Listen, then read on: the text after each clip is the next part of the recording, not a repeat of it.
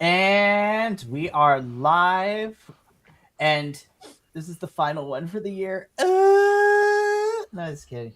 I still got a whole week to go, and then we'll be back in 2 weeks for World's End. But this is the final, All Elite Ensemble review of 2025. Oh, God. I was like, the light makes you look like Sheamus. No, I was kidding. I was like, there's a pasty white man on my screen. Not nothing new for you any day of the week.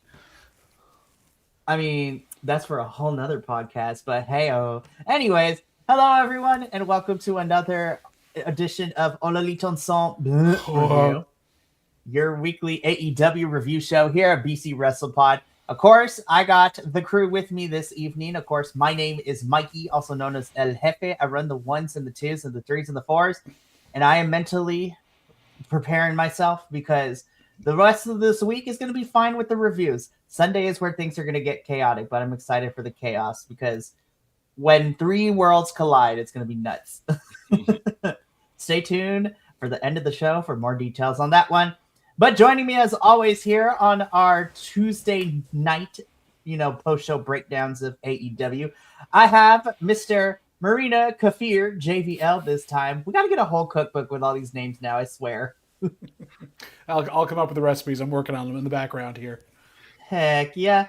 And then, of course, El Senor Picnic Basket Jones is in the house. Greetings and salutations. Let's rock and roll. Heck yeah. So we are going to be here this evening to break down Winter is Coming 2025, both for Dynamite and Collision, and give you a little bit of preview of what the 3-hour Dynamite and Collision looks like tomorrow. I was like, all right, gang, get ready. It's another long one. It's another long one, but a fun one in my personal opinion. But before we get to all of that, really quickly, I want to get through the announcements. If you are new here to BC WrestlePod and you want to see what we're about, I highly recommend that you dig through our archives here on YouTube, Twitch, or Kick, where you can find all our post-show breakdowns, as well as some other fun stuff. And, if it tickles your fancy, subscribe and follow us. If you're looking for something a little bit more self-contained, then your social media site of choice, follow us at BC WrestlePod. We got report cards. We got predictions. You can watch me flip my lid because I'm getting hosed in Predictions League this year. Hosed. And now... Hosed. Not hose. Oh! Listen, unlike Stokely, I can get hosed. Anyways. So, I'm also one. Anyways, but... yeah, there's a lot of fun stuff that happens on the social media. So follow us on your social media choice at BC WrestlePod. We have some merch at bcwrestlepodshop.fourthwall.com, which we are 2 weeks away before all these designs go away to make room for our new 2.0 collections for merchandise in the year. And then, of course, if you feel inclined to help support to keep the metaphorical lights and help us pay for these pay-per-views, man, the coffee bot will be jumping into the chat ever so often if that is what you're inclined to do, but no pressure. Times are tough in these economic times, and we just appreciate you just giving us the thumbs up and like button. And the subscribe! And share us around, too. Pass us to your friends. Make us your holiday virus to give to your family. Not the flu, not the other stuff going around. BC WrestlePod. And you're happy to be sick with us, not of us. Anyways. You will itch a lot less. Yes. I love it. Alrighty. So let's get into everything. Like I said, there's no easy way to transition from that. So we're just gonna get just into like anyway. Oh no. So we are gonna start with Winter is Coming AEW Dynamite Edition. And we did not waste no time this week because bam! They're just like, all right, gang, guess what? We're opening up with your women's match, and this is for the inaugural AEW World Tag Team Championships. This is the Babes of Wrath, Willow Nightingale and Harley Cameron, versus the Love Bombs, which is Toni Storm and Mina Shirakawa. My little heart, I was just like, listen, I love Toni and Mina, but spoiler alert, Willow and Harley are the right call. This was spoiled 3 or 4 days before when they dropped Harley Cameron's new ad for all the AEW shop stuff that ends with Babes of Wrath t-shirts. They wouldn't have given her a minute straight of singing Babes of Wrath if they weren't going to win to sell t-shirts. For real. Yeah. They are so much more cohesive as a team than the Love Bombs. It was great to see the work that they did, and it was hard hitting. This was a match that was meant to open the show. I definitely think they made the right call on this. It's going to be interesting to see what other teams can be kind of put together to face them now, seeing as we had the only ones that they kind of had in the tournament. But I think this is going to be a fun reign for these two. I 100% agree. I'm going to wait until we get to Collision to talk about where I think Babes of Wrath is headed towards in terms of their first quote-unquote feud. But I'm going to wait till we get there. Feud? Sweet.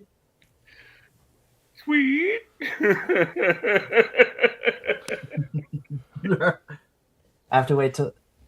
Oh, I have to wait for inappropriate gestures in a couple of minutes, but YouTube decided to change everything, so you can curse in the first 7 seconds. So, fuck yeah. Here we go. No, it's kidding. Did they change everything, or? They did. No, what changed everything was the Babes of Wrath beating the Love Bombs and making us very happy people. Let's get back on track, folks. Okay, yeah, sorry. That is way too long of an answer to give right now. That is very true. I mean, there's nothing more that I can actually say. I'm really happy for Willow and Harley, especially Harley. This is her first championship gold here in AEW, and I'm so proud of her. I'm like, you have come so far. Where do we see Tony and Mina now going? Do we think Mina's going to go down to challenge Red Velvet again? Do we think that Tony's going to be slotted back into the championship picture again? Where do we see this now? That is a good question. Yeah. Thank you. I wrote it down. I'd like to see them continue in the tag division, to be honest with you, because if they still need a few more tag teams to solidify this tag division. So, they came out of the tournament pretty well stacked in tag teams, but now they got to just do something with them. Absolutely, and what better way to get your inaugural women tag champs involved in an 8-person match tomorrow? Yeah, right. We're going to get to that. Standing on the ring. One of these things is not like the other. Well, yeah, we're going to get there. But at this point, I was super happy. Babes of Wrath are your inaugural AEW Women's World Tag Champs. God, I love them so much. We're feeling that wrath. Yeah. So proud of both of them. Especially, yeah, we're so proud of both of them. I love the just real quick, there was a lot of tit for tat, wink, wink, nudge, nudge. Know what I mean? Know what I mean? Benny, 7 minutes in. 7 minutes in. You can't say that. Shut up! Let him do it. This is in television. I can say those words. Tat. Oh. There was Harley motorboating Mina, which was sort of something that Mina would probably do. Tony smelling up Willow was crazy too. I was just I know. And then that flush Hurricane, the spinning back fist that just busted open Harley's lip. This was so much fun, and the gear was on point for this one. I love it. Gets one of these. Got it. I love tag teams that actually make gears matching because it's important. But yeah, very proud of the they're a team and they have a uniform. Yeah, right. We are all proud of the Babes of Wrath. I am not proud of Joseph in this promo. I was just Powerhouse Hobbs was better in the promo later on this week where he's drinking out of the water bottle from the actual. Oh my water god, cooler. that was so funny. Tekla is just actually filling up her entire like juggy water bottle, all 64 ounces of it. Joe, I mean, this is a promo that we've come to expect from like main event championship match. Joe is just like, Eddie, you ain't got it. And I was just like, and the ops are going to be in action later too. So I was just like, all right, Joe.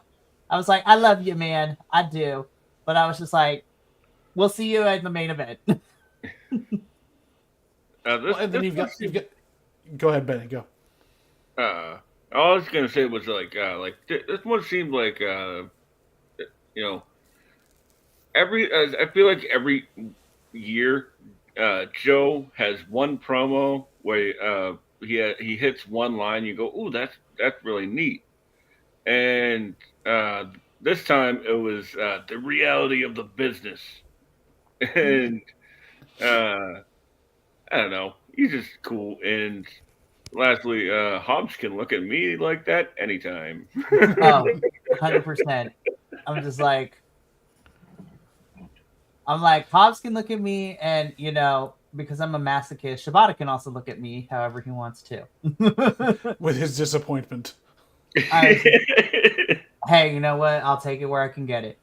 I'm getting sick and tired of this. Like, I understand the promo was pretty okay, but I can't take anything seriously that happens here because you got the powerhouse on the left, it's his name also, but the powerhouse on the left. You've got the veteran champ in the middle. You've got the silent assassin over to the right, and then you have a zygote who does not fit the bill for any of this stuff. Flanking Joe. No, I'm just kidding. Exactly. I don't understand what the purpose of Hook is. Yeah, to annoy us. If that was Lee Moriarty standing back there, God, Lee Moriarty would be so good for this group. I'm not even going front. Blake Christian, like somebody that has like some skill. I was just this is as bad as Jack Perry joining the Elite. Well, we're gonna get to him in a little bit. We're gonna get to that in a little bit. But first, before we do that, I'm not gonna lie. I debated of making this my wallpaper at one point. Hey, look, it's my cat getting in the way of the photo that I'm trying to take of my family. I don't care what nobody says. Moxley can do no wrong in my eyes. Except have that match with Edge at Revolution this year, but that's a whole nother thing. Man is still carrying a lot of things for this, but I think this continues to seem like they want to jump to the next gear in this, whatever this story is with him, and it's just not happening fast. And Worlds Collide's coming up. Are they going to wait till 2026? Like, what's happening? I was like, Worlds Collide. That's the Fed. Yeah, World's End. World's End. Yeah. Continental Classic season is keeping Moxley busy, so it's kind of keeping not just him, but a lot of our participants from progressing too much in the crazy stories we been telling so far in the last couple of months. But they're putting his story into the Continental Classic, as we'll see later on. Like I want to see how this breaks faster. Like, can we get there before the tournament ends? You got Moxley up here in the front, and then you got Daniel Garcia and Wheeler Yuta in the back, looking like they're about to drop the hottest mixtape of 2025. Yeah, this definitely has like album cover for from like the 90s vibes. You think Boys to Men? No, it's Boys Not Men. With the Z. Not the Z. Well, in Men, it's silent. That's true. So, yeah. But he's like, where? Boys is not in the hood.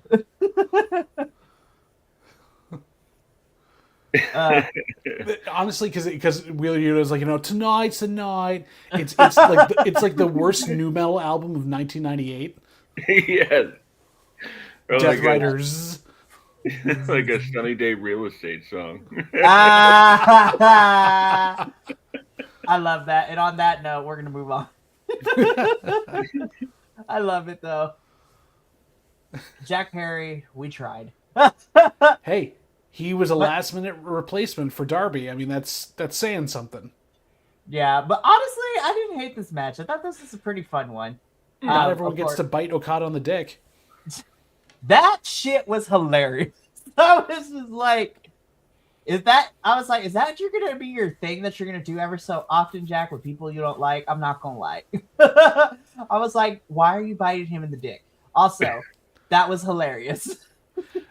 I mean, there has always been, like, when you think about the kayfabe of that move of Tombstone, why someone hasn't tried, out of desperation, knowing they're about to, like, get dropped on their head, to bite the crotch of the Undertaker or whoever else is doing it, so...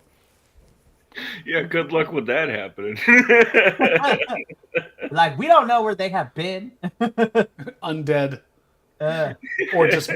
Why is it so McCool down here? Bravo. Anyways, moving on. So, Jungle Jack Perry versus Kazuchika Okada in a Gold League match for the Continental Classic. This was fun. We got dick biting. We got, the fingers. Okada picks up a win here. I was just like... And we could have just ended the match right there, and I would have been okay with it. Easily. However... What were we doing? What are we doing? I was just like, here's the thing. Being a professional wrestling fan, I suspend my disbelief on a lot of things, and I'm okay with that. But AEW, I was like, why are we doing this? We know that Jungle Jack Perry is not about to hook up with the Don Callis family. I'm like, are we high? What? They need him. He's not palatable unless he's bringing someone else in. He's like a serial adopter or foster parent that just wants to use them all for the government payout he's getting from AEW every time. So he's just constantly trying to have 16 kids under his roof. Oh man, yeah. It is sort of ridiculous to think that Jack Perry could fight his way through Josh Alexander, Kazuchika Okada, Mark Davis, and Rocky Romero. And Klon. There are so many people in this faction already. And I was so surprised that Klon came out. I thought everyone had forgotten about Klon. Well, at least he showed up this week. I don't think that was him last week. Who could it have been? It was Don Callis in another luchador mask. So Hechicero.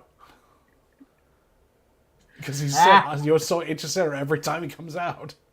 Daniel Bryanson dressing up as Hechicero will be my favorite meme this year. Oh my goodness. But yeah, the Don offers the $1 million to Jungle Jack Perry. A fight breaks out. We had, Luchasaurus and everybody come out to even the score, so to speak. I was just like, this was a mess. We did not need this. My favorite part of this was that Kenny was in the building. Right? I was like, Kenneth Omega, you are in this building, but you know what? Kenny was smart. He's just like, this segment is not worth my time. We're gonna do it later. He's like, I'm good. Oh no, my diverticulitis. Oh no. I hope I don't fall. Oh my gosh. I'm in danger. This was so dumb. I was just like, oh my goodness. Nothing else shows this is a filler segment. Like, we have a 3-hour thing we got to do. Let's just throw this out there for no good reason other than to see Luchasaurus clean house. Honestly, that's what it was. And it continues because it is setting up things for tomorrow night. So, yeah, more on that when we more on that when we preview it. So, Máscara Dorada is just now in the conglomeration. So, we're speaking of just adopting wrestlers into the family. I actually really like this segment, and I do love Roddy just being there and existing. I love that they have their token luchador now. I was just like, hey, Hologram is out, so we got to get another one in. So why not Máscara Dorada while he's here? Honestly, I hope the conglomeration just get a whole family of luchadors, and when they go to CMLL, they're all buddy.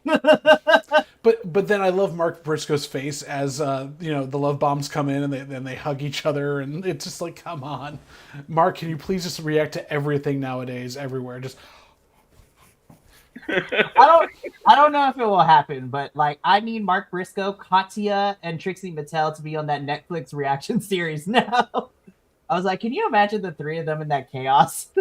Oh, sign me up for that. Mark and drag.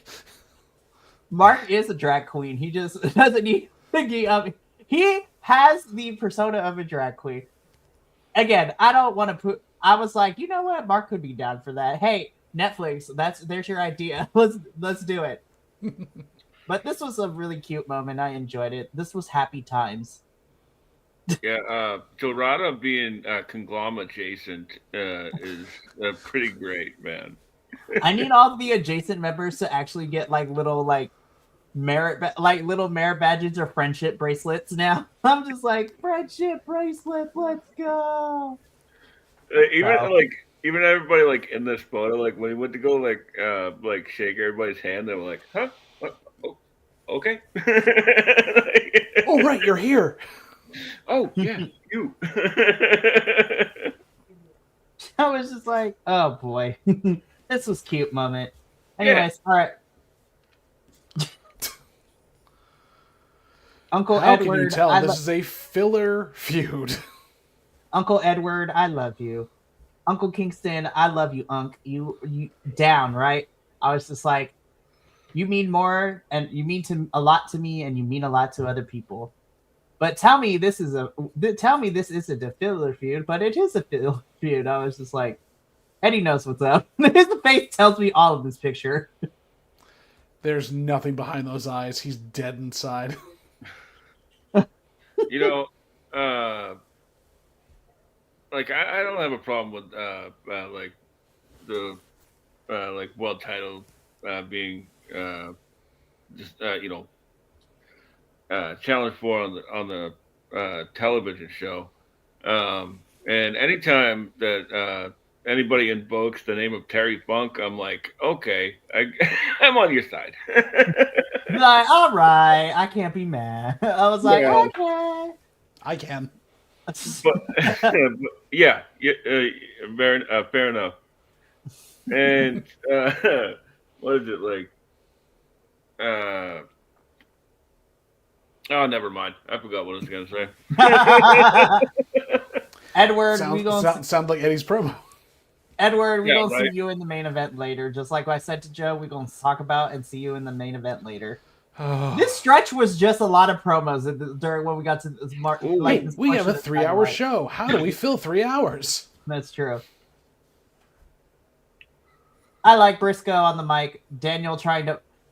I love Daniel Garcia, but the way that Barita and Wheeler were holding it off and the way that Danny was trying to get at Mark Briscoe reminds me... So I am a person of a certain ethnicity and a culture, right?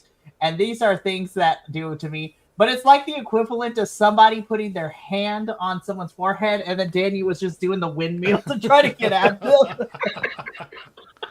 I'm going to get you. I'm going to get you. I was just like, sir, have several seats. Have several seats. I'm gonna start kicking my feet like this. If you get in the way, it's not your fault. I'm gonna start going like this. If you get in the way, it's not. I was like, listen, I am a lover, not a fighter, but I can tell you this: if you have to windmill to fight, I was just like, oh, you gonna get your ass beat later. I'm just saying. Wasn't he like the whole thing about his style was that he was like close to being a pure champion? He's very grounded, mat wrestler. Where did this windmill come from? That's what I was like. Where is that happening? The John Moxley effect. So this is setting up the championship match at Winter is Coming Collision, which we'll get to later in the show. So I was like, okay, moving on.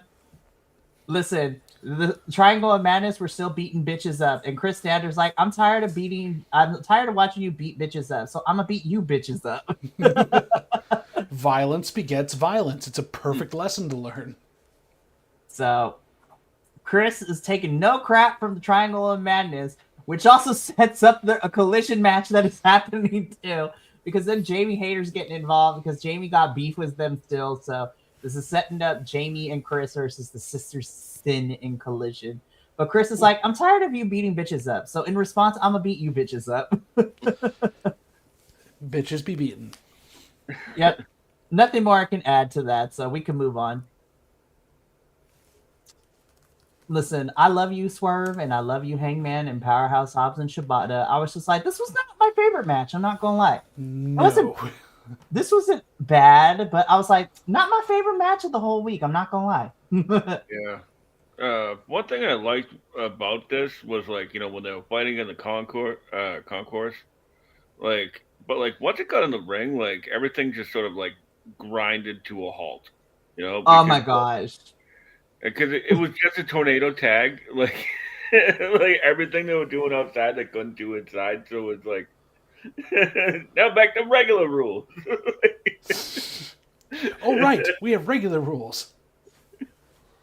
I 100% agree with you. I was like, when they were fighting in the Concord, I was like, oh, this is fun. I forgot how much I love tornado tags. And then we got to the ring. It's like, oh, this is why I hate tornado tags. Yeah, right. I had a love-hate relationship with this match, but yeah, when we got back to the ring, it was like, you're absolutely right. It kind of came to a grinding halt. I was like, I love everyone involved, but I'm not gonna lie, I need this to be over. Even when you love everyone involved and they can't get enough energy up to actually like follow through, what do you expect from this? Like you try your best to be supportive, but I don't know. Like the meme, we were all rooting for you. No, Yeah, I think the match hit all the beats it needed to, but it wasn't good. you know, and was it after they did their entrance and like the dojo like goes up the steps to fight them, right? oh my gosh. The dojo got stuck in the aisleway, so nobody could get past. That was rough to watch. That was hilarious. Yeah, so I mean, Swerve and Hangman, they're standing tall at the end of this. I love Swerve, but I'm gonna be honest too, and I'm gonna bring this up when we talk about Collision. Not that it was bad, but Swerve had a weird week this week. I'm not gonna lie. Him and Hangers had a weird week this week. But still, nonetheless, this match hit what it needed to do. But not personally my favorite match, but it wasn't inherently bad because I saw a lot worse this past week. This man is one of them. No, I was kidding. Oh, God. So, Don Fallis here makes the challenge official for next week's Dynamite.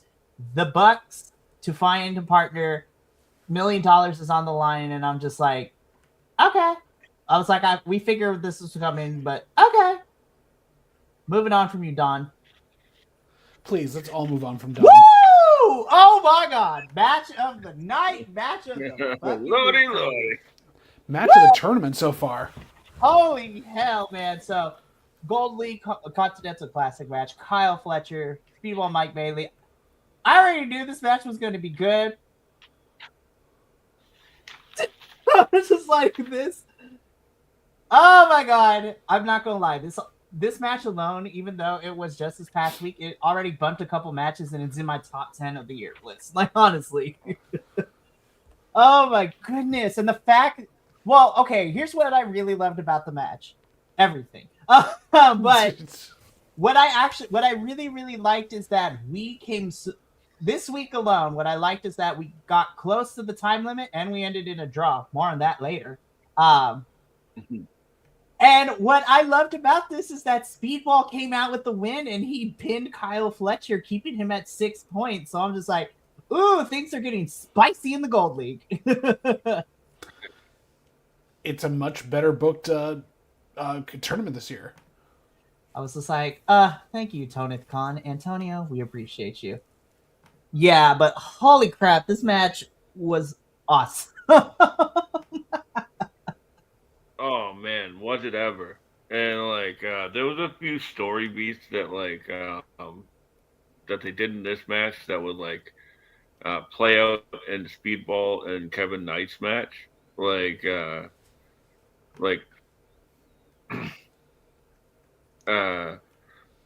Speedball teases the Flamingo driver in this match here, and then gets the roll up with that monkey flip roll up, like whatever that thing was, what a creative finish, and that's one thing I love about Speedball is he is just like he has a mind unlike anybody else in wrestling right now, I believe. I have nothing to add to that. Like, you literally cannot go wrong with how they put things together, good storytelling, and it's not a mile a minute, but it's damn close. 100%. This match rolled. Match of the night, match of the week for me for AEW. This probably so far match of the Continental Classic this year. No notes. Oh, that body slam on the barricade looked like it. Ooh, that was gnarly. Speedball's just out here defying laws of physics and gravity, and I'm calling it now. 2026. Let's get Kyle Fletcher a world title. I'm just saying. I think that's where they're heading with him. That's got to be exactly what they're Next one up. hoping. Next one up, man. Hangman. This promo is what I'm used to when you're angry, but I'm not gonna lie. I don't know what's going on though, but yes. I was just like, right after this happened, I was like, yeah, obviously. It's like, duh. I was like, this from the wrestling analysis. Yeah, I was just like, he literally has beef with the ops. I was just like, this is nothing new. But also, I like Angry Hangman, especially this. I was just like, oh, hi, how we doing? Mrs. Hangman is really, really lucky. Also, I'm not gonna lie, I like this. I'm like this, but honestly, I kind of just want to hang out from Hangman. He just seems like really cool, and he don't take nobody's shit. And he actually is a person who supports the marginalized communities out here. Let's go. He's not a faker. But yeah, he still got beef with the ops. He still got beef with Joe, and that definitely shows, because when we get matches made officially for World's End by the end of this week, I'm like, well, saw that coming. So, moving on. Are we also surprised? I'm excited, but I'm not surprised that it is Kenny and the Bucks versus the Don Callis family for this $1 million. Kenneth knew, he's like, I'm not coming out for this segment, but y'all are going to come to me. That is literally this promo. I will be right back. Y'all talk about this real quick. Kenny was essentially like, F them kids. He's pulling the card of like, I am still an EVP. I don't have to go out and actually like entertain all of you. Literally, just get your ass in here. We'll beat you easily, and then get out of my company. Yeah. Also, low energy Kenny Omega is still wicked funny. Oh yeah, you can tell Kenny's having a flair of some sort, have it myself, and he's doing his best to like at least power through it. But goddamn, yeah, like even at half speed, there's so much that some of the younger wrestlers can learn from him on carrying a message and a storyline through that has no business to be as good as this. Yes, absolutely. And I don't want to put words in his mouth, but it seems like he's a little bit checked out, and I don't blame him, to be honest with you. Like, I don't know if he wanted to be here to begin with. Like he went with his friends, but I think his heart is still in Japan. I don't know if it's in Japan as much as just like he's realizing how much he had to do this year, especially all the injuries they had to keep carrying the company. He's still recovering. Like, he's not 100%. And on top of that, he's in meetings that have been going on with the whole merger in the background about what's going on with, Warner Brothers and everything else. He's probably not mentally there either, too. He's trying to do both things at once. That's a good point. I like Luchasaurus's part in this, with the grunts. I love when people on the internet go like, "He has a master's degree." It's like, yeah, but Luchasaurus doesn't.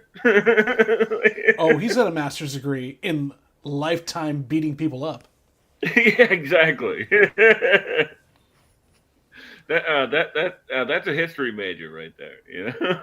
It is, and I would love to see at some point like the Bucks or Kenny pick up like what he's actually saying can translate for him, which throws Jack Perry off. Yeah, exactly. Like Jack's the only one that can decipher it, like Chewie and Han. Yep. We've got a million of these things. Sorry about that. We got a million of these things there. We can definitely do that. But Mikey's having us talk about a promo segment while he's gone for an extended period of time instead of a match, which has more layers to it, which is tough. Yeah. What do you think we're doing with the Jacksons? Like, do we think because they've kind of they're at a crossroads where they can't keep going back to the well of we're poor and we don't have the money. That's our motivation.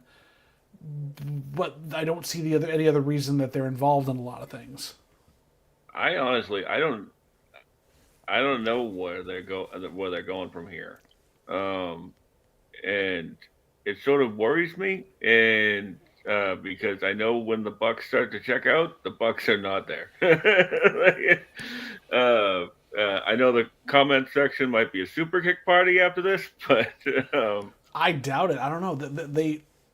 They haven't been as like you said, they've been checked out, not as tuned into what they need. Yeah, when they get bored, they end up needing some sort of stimulation to move on, and I don't think they've got a lot more room in AEW to do that, just with everybody else coming in and what's going on.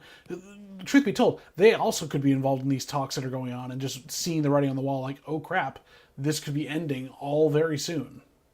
Yeah. Oh man, that is a whole other can of worms, isn't it? Like, it's depressing, but you see the effects on the show. You see it here, so yeah, definitely. I'm not exactly sure. And like the people who say I see a lot of people online like, well, Tony has a lot of pull and stuff like that. Like, well, he also is a billionaire, and they only have so many places to hang out. So true. And on top of that, while he's a billionaire, he did fund AEW for quite a while during the early pandemic, and he said he couldn't do it again. He needed the money from all the deals to keep it running. Yeah, because it was a money loser for him.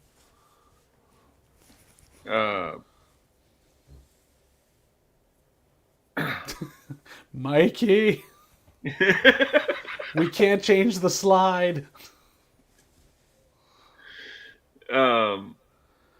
What if he never comes back?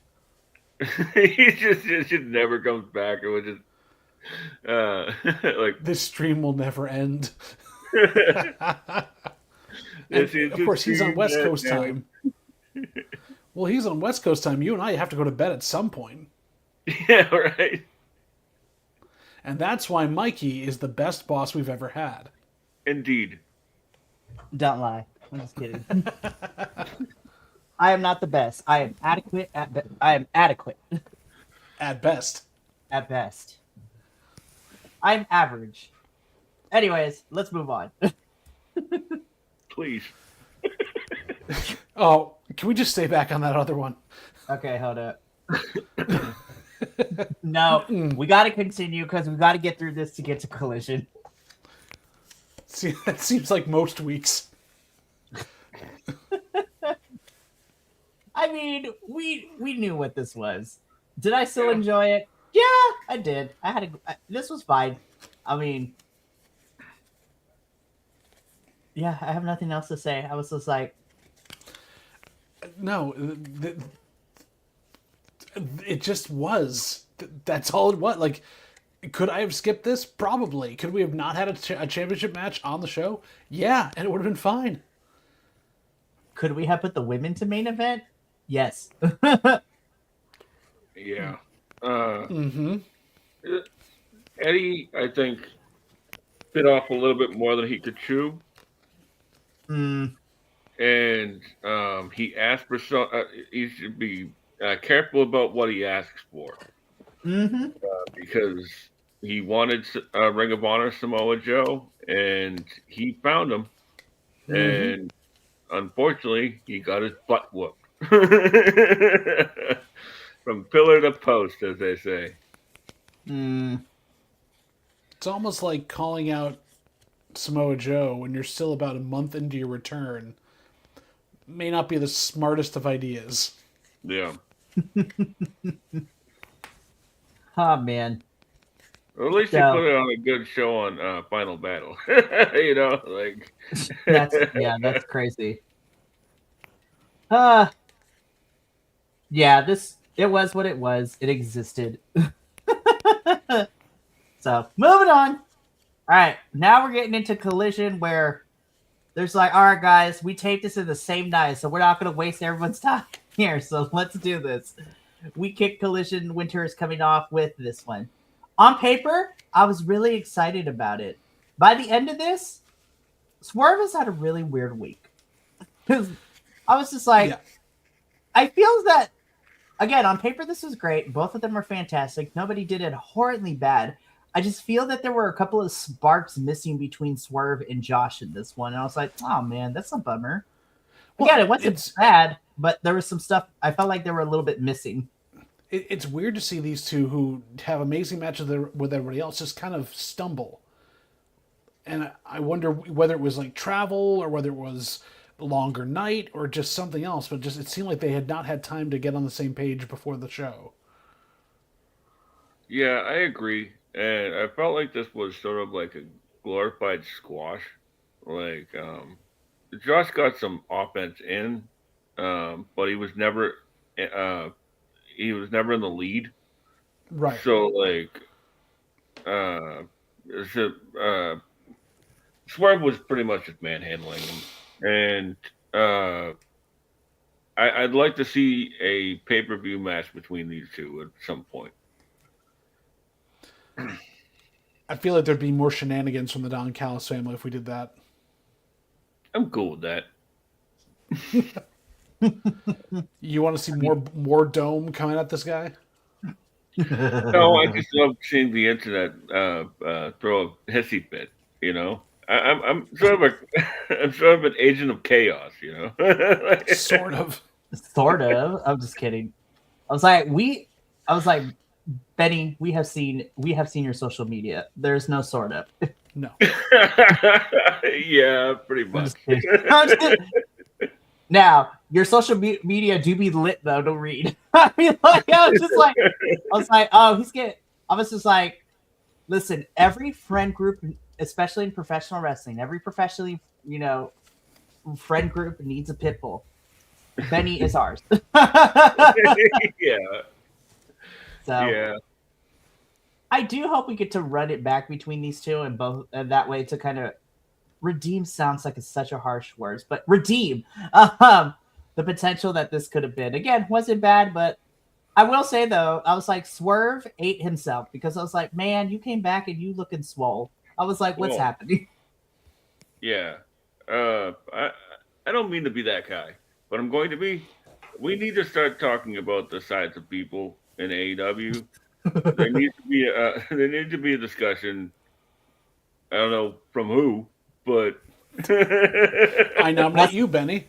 Not me, I guess, but there's a lot of people who are just like yeah, he's clearly been powerlifting in his off time because he's got that big belly, but like getting a little crazy over there. Like hot dang. I don't know what you're saying, Pac at all, but still.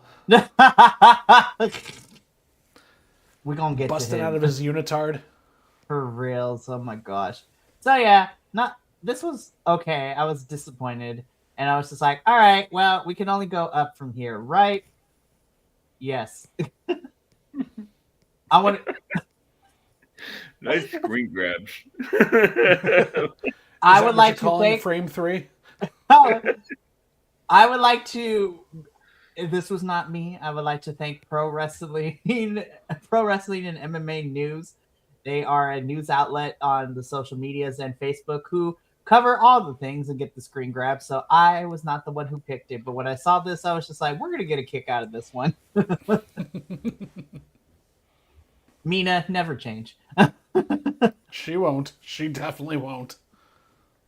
No, so these girls are not done. They may have lost, but they are not done in the tag division, which is crazy because on Wednesday I was like, oh, I wonder where they're going. Oh, back to the tag division. We're still in. Okay, we're good. That answered my question, Collision. Yep, there you are. Well done.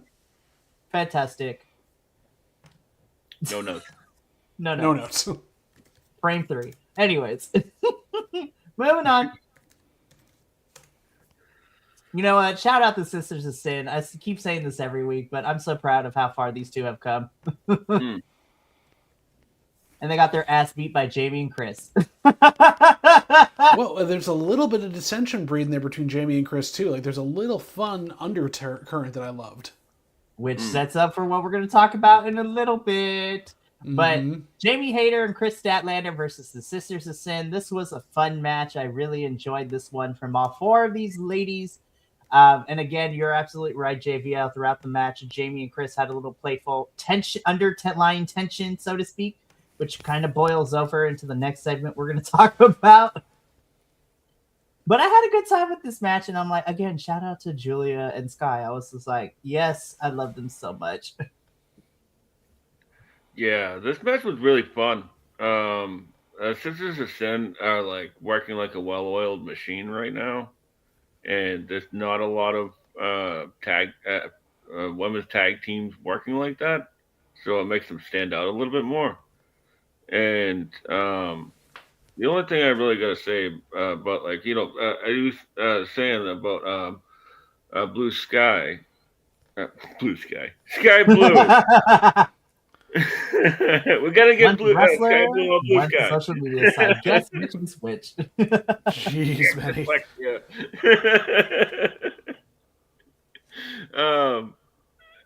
Like, you used to be able to see daylight through her thrust kicks, and now there's none.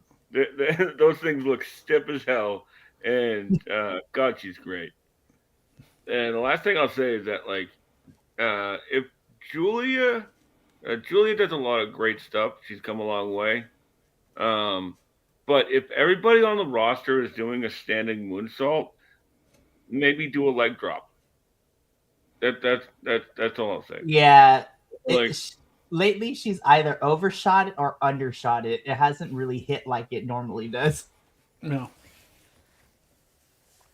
I don't know whether that's just like fatigue from the year or something, or just having to like wrestle in different size rings. Who knows? Yeah. So, but yeah, other than that, Jamie and Chris pick up the win, which, the tension does boil over though, because these two go from being on the same team to absolutely brutalizing each other. I'm just let this picture stand right here. Man, this is going to be a hard-hitting affair. It is. And if they add Tekla, which I'm pretty sure they will in the next few weeks, like, that match is going to fuck. I was like, World's End is about to end my world. Anyways, we saw with Jamie and Tekla at Wrestle Dream. I was just like, it wasn't the cleanest match, but it was two former Stardom girls fighting and beating the piss out of each other. So then when you throw in Chris in here, I was just like, triple threat, let's go. That is the triple threat I want to see, not the other one that we got. Though it still should be fun though. I should mention we're getting Swerve and Joe and Hangman also at World's End too. So I was like, oh, okay, sure, that's cool.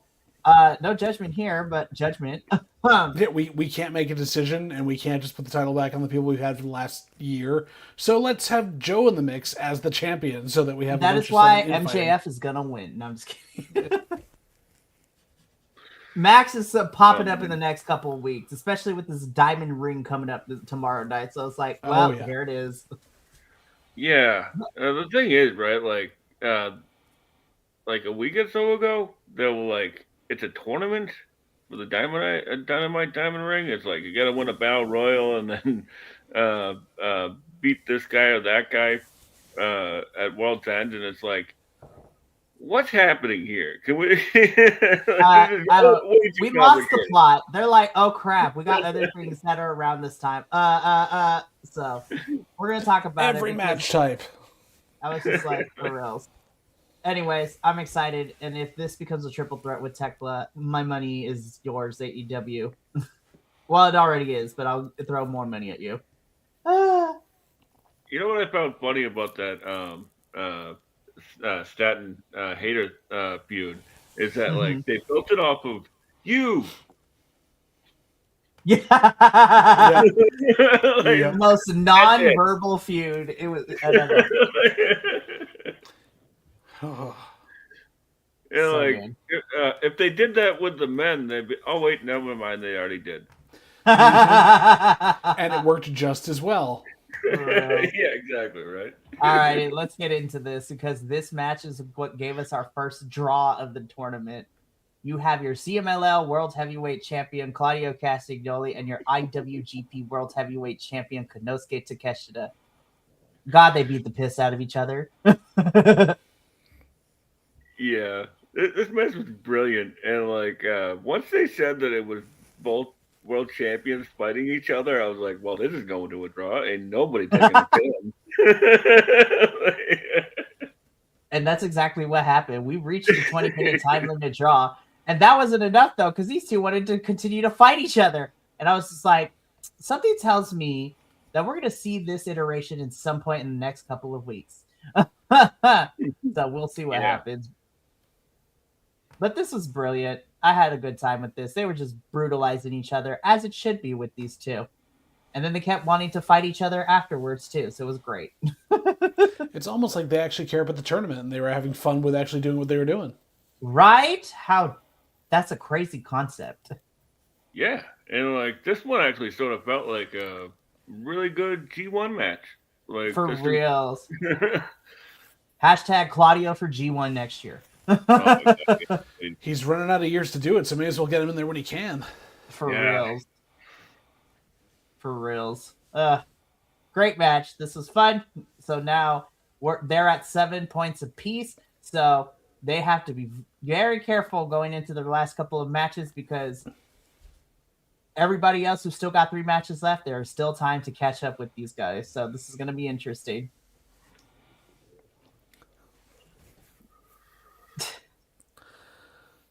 Oh my God. One of these things is not like the other. What in the Divas era bullshit was this? I was like, what? You know how we could celebrate our tag team champs throwing them in an 8-woman match tomorrow night? I'm like, well, and on top of that, what happened to Mercedes' promo skills? This was so bad. I was just like, girl, I know we were wrestling in 5 different promotions throughout this whole entire time, and I get that, girl. Get your money. But this was not good. And I know I was like, unless you're starting the downward spiral that is Mercedes Moné, I was just like, this was not great. It wasn't bad, but it was not great. So let me get this straight, right? On Dynamite tomorrow, we have the women's tag team title, the TBS title, and the ROH women's world title, right? Like all in that one match. Is there anybody else in this division? No, apparently not. It's not. I don't know. It's not like we have our newly ROH TV champion or our new inaugural Pure champion we could have showcased in here. But you know what? I'm not the booker. Antonio's in charge. But Antonio, the fuck. But to prove your point, JBL, like I completely agree with you. Like I actually thought that her off mic was better than her on mic. Like her reacting to like, what? You're not gonna shave my ass. That was so wild. That was such a wild line. So I was like, I don't know what was worse, the opening match or this promo. And by the end of it, I was like, this promo was probably the thing that gave me depression at the end of the Collision. I was just like, I was just like, the match itself is probably going to be a good time tomorrow, but I was just like, again, we run into the same problem as every other federation. It's like, we don't know what to do with our women champs, so let's all throw them in a multi-person tag match. And I'm like, why? I'm just worried about overbooking, honestly. I was like, I'm not saying you had to, but you are literally in the UK. There wasn't a couple people we could have called on the independents to even have like quick squash matches. I would have been okay with. Like, nope. No, apparently not. You know? Rude. I was like, how dare they? Couldn't get Nina and Miley or whatever, but like whatever. I was just like, I know she had a banger match with her. We could get a rematch with Rio and Mercedes. Like, Rio would have been fantastic on here. For God's sake, like, Alex Windsor is here. What are we doing? Yeah, you're in Alex Windsor's home country, and she's on ROH. Rude. I was surprised. We're in Britain. Could we have not gotten Hikaru Shida? Yes. Oh my God, that's a good point. I was like, how dare they? Banana Rose. For real. Now I'm even more depressed. We're gonna move on though. It's just making us more angry. Well, I mean, I wasn't angry, but I was annoyed with this. I was like, I don't understand. And I'm just sitting here and I'm just like, all these people who are going to be involved in this thing. I was like, okay, so fine, sure. I was just like, Max always wins every single year. So like, why? I was like, why? It's become the thing though. Like, it kind of feels wrong if he doesn't. That's true. Max Caster though, this picture is crazy. I love it. Anyways, so we are getting lots of more participants for this Diamond Ring Battle Royale. So also, shout out to Bobbles. He's going to be out with a legit injury. So I was like, oh no, Bobby. I was like, heal up, bud. I was like, oh no.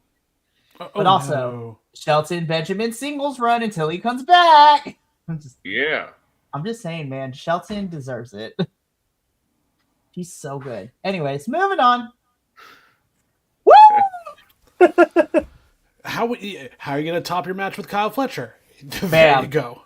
Literally, tag team partners, defying all laws of physics and gravity. And you know what? Kevin Knight is proving, I was just like, listen, he's been losing all his matches so far, except for the one against Darby in which he won. But you know what? Again, like I said with Kyle Fletcher, TNT champion for Kevin Knight. Also, I was just like, I knew this match was going to be good. Also, jet speed for the best of the Super Juniors next year. There's so many places they can go with that now. This match rolled. I was just like, God, I love this match. I love professional wrestling. Yeah, these two are fantastic. Like a match made in heaven. Like, give me these two versus and Kyle Fletcher like 3-way. Like that would be amazing. And I don't mean to be that guy, but like that coast to coast was really cool. But man, that looked like it sucked. Just a wee bit. He landed right on his tailbone. Like, God. I was like, oh, don't hurt yourself. But this was a great match. Speedball picks up another win. So Speedball is now climbing up the ranks in the Gold League. Kevin Knight is still showing up and showing out. And I'm excited for the remainder of these matches, for the Continental Classic. Because this has been such a fun run. This was a great match. Yeah, these two are great. I love them. Just like I said, like a few minutes ago, that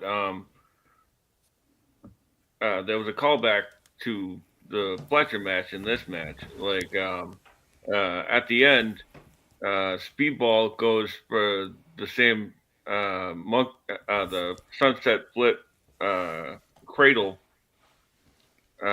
just like the Fletcher match, and then hits the flamingo driver, which is essentially just a one-wing angel, right?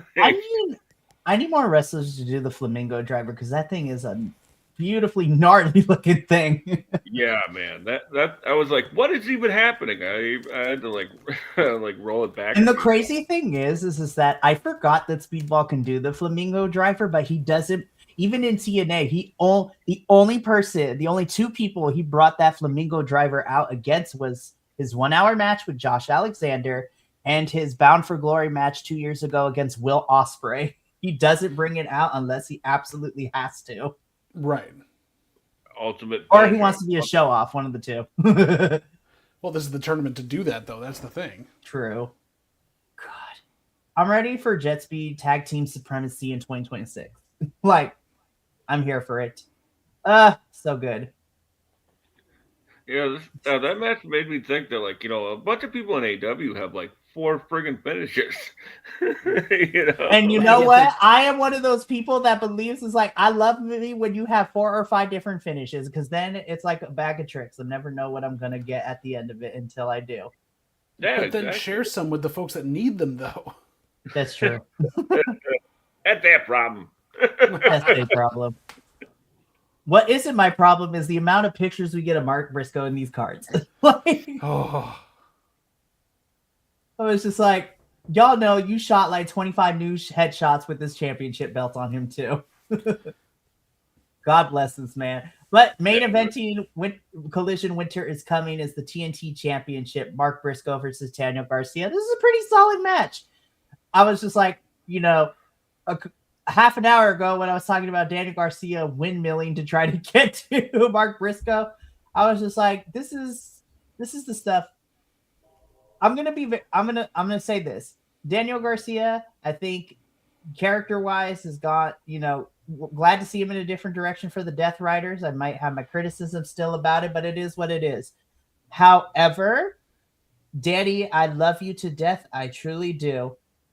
But depending on where we go with the Death Riders, I want to start seeing your Ring of Honor stuff come out a little bit more, because it's not fair to compare, but I'm looking at Tyga Style, and I'm just like, between the former champs in this current era of ROH, I was like, Danny, I need you to start breaking ankles out here. Like, break ankles. Like, I need to see ankles get broken.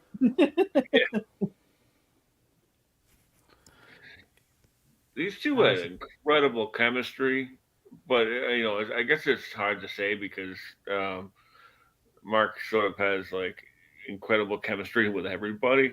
That's very true, especially in the last couple of months. Mm-hmm. Yeah, and like I'm really looking forward to this TV title run, because he's gonna put on some banger TV matches over the next few months, or however long he holds it. Mm-hmm. So, Mark Briscoe retains the TNT Championship, and that is how Winter is Coming for Collision goes off the air. This brings us to the. It came. It did. Well, I'm still waiting. Talk about being blue balled. Anywho, at least it wasn't premature. Very true. He said that they take you right to the edge, right to the edge. Just having a little joy, just a little joy. The edge of glory. Anyways, so before we sign off and get into the exit bits, we do have a card for tomorrow. There's a lot happening tomorrow night in this. There was a card tonight. That is also very true. It's just like it's crazy out here. So it is the Holiday Bash. This is Dynamite and Collision. This is the 3-hour show tomorrow, and we got a bunch of stuff happening. So, of course, we got our $1 million match, literally for $1 million. It is the Bucks and Kenneth Omega taking on Okada, Takeshita, and Echiseto, where, once again, Echiseto is going to have to play therapist. Oh, Lord. The inevitable breakdown fight is going to be the best. Yes, 100%. Then we are getting... Well, actually, I think I have to check the updated card, but then we are getting some Continental Classic matches. So it is Blue League this time around, at least in here. We have, I'm not going to lie, I'm kind of interested to see how Moxley-Roddy goes, because that is an interesting pair to me. So we're getting John Moxley and Roderick Strong. So Roddy and Mox are about to go at it. Well, and Go ahead. Mox has to win out to try to claw anything back at this point. If he draws Roddy, he's screwed. Mm-hmm. And Roddy has nothing to lose, and to me, that's the most dangerous opponent in any tournament, is when you have nothing to lose and your back's against the wall. Except if you're Daniel Garcia. That's true. That's very, very true. Roddy's been on Demon Time. I think this is where we see Roddy truly enter Demon Time. But then, on top of that, a match that I'm also very interested to see in terms of stylistic approaches, Máscara Dorada versus Orange Cassidy. I'm actually really excited because Orange is another one who does really well with all different types of stuff. And while Orange is not necessarily a flyer, I think his style of wrestling can adapt to the lucha libre style of Máscara Dorada. So that gets me excited for that. Of course, not pictured on here, but we got an update. We're also getting Kyle Fletcher versus Pac tomorrow night too. And it's like, oh god, there's so much happening. Also, have we noticed that Orange Cassidy's been fighting all of his conglomeration besties throughout this? For real. I was just like, are we destroying the conglomeration in the tournament? I don't think so. I don't think so. So yeah, Kyle Fletcher versus Pac. And while I love the 8 women, we have an 8-woman tag, and I'm just like, all right, fine. It just makes me sad that I like them, but I just wish we'd do something more than just throw them all together in a 8-man tag. So it's Mercedes, Athena, Big Problems, Marina Shafir, and Megan Bain taking on the Babes of Wrath and the Timeless Love Bombs. We're getting the Diamond Battle Royale. But then we're also getting a World Tag Team Championship match, FTR versus the Bang Bang Gang. AEW, if you want me to love you forever in a day, or even more than I already do, this is where Switchblade Jay White comes back. I'm just saying, bro. I don't think it's going to happen, but if Switchblade came back tomorrow night, I would lose my mind. I'd love to see it if it could happen finally. For reals. And then, of course, we're getting the contract signing between Swerve, Hangman, and Joe. So that is your 3-hour show tomorrow night. I would like to thank everybody for being here. And guys, you know, unfortunately, I have some bad news. Channeling my inner Wade Barrett. This is the final. Well, let me phrase this. This is the final AEW television review for 2025. We will be taking the next 2 weeks off, so we will still be watching AEW. I still will be doing the report cards, but there will be no reviews all next week, as we will be taking the time off for the holidays, for Christmas, for Yule, for Hanukkah, for Kwanzaa, you know, all the winter holidays that are happening. So I know BC WrestlePod is very diverse in the celebrations that we partake in. So I also, as a generous boss, apparently, because I'm the best, according to these two. No, but in all seriousness, I want to give some time off to my hosts. They deserve it. They put in the hard work. Yes, and to myself. But also, you know, we all deserve a little R&R. But we are still planning for a lot of stuff happening this week. Tomorrow night, of course, is our double header, 5:30 p.m. Pacific. Will, Kilt, and I will be covering NXT, where we have a new champion, and we also have a new number 1 contender for Obafemi's title, so stay tuned for all of that tomorrow. Then at 8 p.m. Pacific, the CMLL boys will be reviewing another exciting episode of CMLL, Viernes Espectacular, in which we are gearing up for our steel cage match in the new year where somebody is losing a mask, and it's going to be great. Then on Friday, the TNA boys will be here to review the latest episode of TNA Wrestling, which is going to be including a 20-man battle royale to determine Frankie Kazarian's next challenger. We're also getting some tag team action as well as some X Division stuff, which is going to be a lot of fun. And hopefully, and we're also getting some more women's action.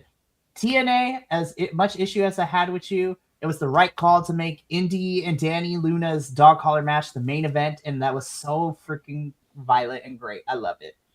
Then all hell breaks loose on Sunday, y'all, because before the holidays are here, the end of the year podcast is upon us, where BC WrestlePod we'll be here like we always are to review the good, the bad, and the ugly of professional wrestling in 2025. But this year is different because it is not just one, it is not two, but it is three different podcasting worlds colliding in this one. It is a truly Worlds Collide event this Sunday as BC WrestlePod will be colliding with the Nick Happy Hour Wrestling Podcast and the If We Had the Pencil Podcast. So shout out to Nick and Nikki, as well as Sean and Matt, who are taking time out of their crazy schedules to be here with us for 2 hours on Sunday to talk about professional wrestling. And Orange Cassidy, you better watch out because we're creating our own conglomeration on the internet. So it's going to be a great time. So I look forward to seeing all my BC WrestlePod folks as well as our new friends on Sunday. And you should tune in too because it's going to be chaos and I'm excited. Yeah. But we got to get up on out of here. So thank you so much for tuning in. Until next time, remember, take care of yourself, love one another, stay iconic, and more importantly than anything, you always deserve to finish your story. We'll catch you tomorrow for NXT and CMLL. But until then, sayonara, adios, and until next time, peace.